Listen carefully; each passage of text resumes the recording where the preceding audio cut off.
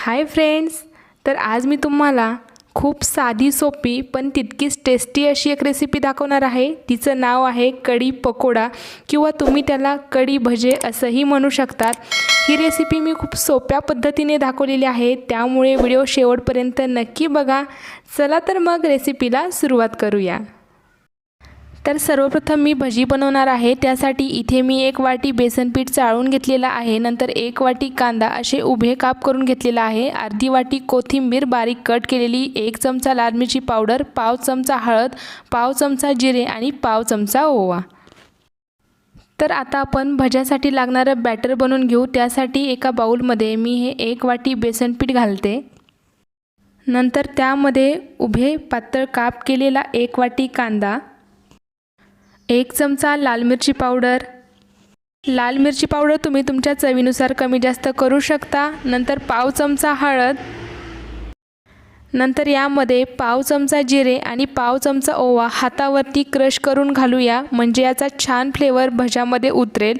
तर कढी भजे बनवत असताना काही लोक भज्यांमध्ये कांदा घालत नाही, पण तुम्हाला जर कांदा आवडत असेल तर तुम्ही सुद्धा याच पद्धतीने कांदा घालून भजी करा, ते फार छान लागतील। तर आता हे सर्व साहित्य घालून झाल्यानंतर आता आपण यामध्ये चवीनुसार मीठ घालू आणि हे सर्व साहित्य अगोदर छान मिक्स करून घेऊ आणि नंतर थोडं थोडं पाणी घालून भज्यासाठी लागणारं बॅटर बनवून घेऊ।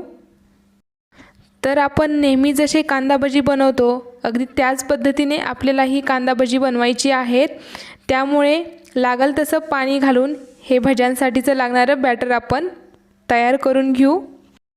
तर हे बघा, अशा पद्धतीने आपलं भज्यांसाठीचं लागणारं बॅटर तयार आहे। तर इथे मला 1 कप पाणी लागलेलं आहे। तर आता आपण सगळ्यात शेवटी यामध्ये बारीक कट केलेली कोथिंबीर घालू।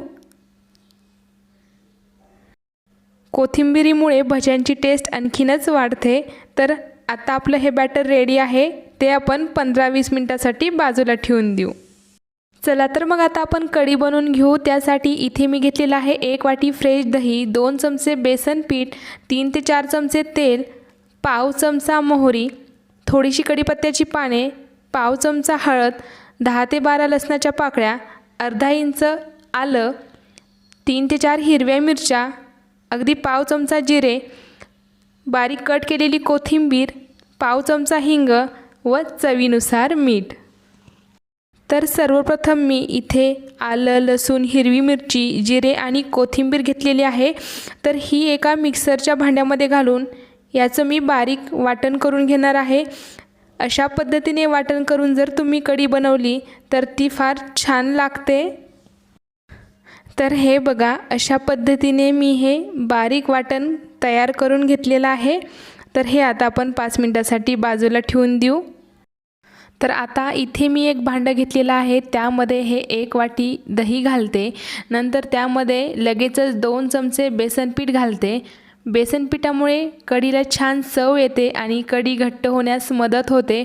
नंतर यामध्ये 1 वाटी पाणी घालू आणि हे छान मिक्स करून घेऊ। जर कढी तुम्हाला थोडीशी आंबट आवडत असेल तर तुम्ही यामध्ये थोडं आंबट दही वापरलं तरीही चालेल। तर हे बघा, आता मी हे मिश्रण छान एकजीव करून घेत आहे। तर हे बघा, हे मिश्रण मला इथे थोडं घट्ट वाटतंय, म्हणून मी पुन्हा यामध्ये 1 वाटी पाणी घालणार आहे, कारण की कढी आपल्याला घट्ट न करता पातळसर बनवायची आहे। कारण की जेव्हा आपण त्यामध्ये भजी घालणार तेव्हा ती सर्व कढी भजी आपोआप पिऊन घेणार, त्यामुळे कढी भजे बनवत असताना कढी ही नेहमी पातळच बनवा। तर हे बघा, आता आपलं हे बॅटर रेडी आहे। तुम्ही त्याची कन्सिस्टन्सी बघू शकता, जास्त घट्टही नाही आणि जास्त पातळही नाही। चला तर मग लगेचच आता आपण कढीला फोडणी देऊ। तर त्यासाठी गॅसवरती मी एक पॅन ठेवलेला आहे, त्यामध्ये 3 ते 4 चमचे तेल घालू। तेल गरम झालं की त्यामध्ये पाव चमचा मोहरी घालू। मोहरी छान तडतडली की त्यामध्ये 5 ते 6 कढीपत्त्याची पाने घालू आणि पाव चमचा हिंग घालू। तर हे सर्व साहित्य छान तडतडू देऊ। आता त्यामध्ये पाव चमचा हळद घालू आणि आता या फोडणीमध्ये आपण जे वाटण वाटलं होतं ते घालू आणि तेही यामध्ये छान परतून घेऊ. 1 मिनिटभर हे वाटण छान परतल्यानंतर आता याचा फार खमंग वास दरवळत आहे. तर चला तर मग आता आपण जे दह्याचं आणि बेसन पिठाचं बॅटर बनवून घेतलं होतं ते आता आपण यामध्ये घालूया.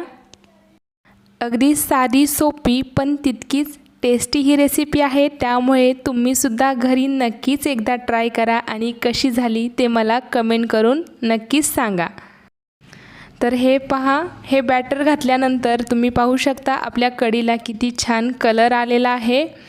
तर आता हे बॅटर आणखी घट्टसरच वाटतंय, त्यामुळे पुन्हा मी यामध्ये 1 ग्लासभर पाणी घालते. तर इथे मी हे 1 ग्लास पाणी एकदमच न घालता कढीची कन्सिस्टन्सी बघून त्यामध्ये हे पाणी घालत आहे.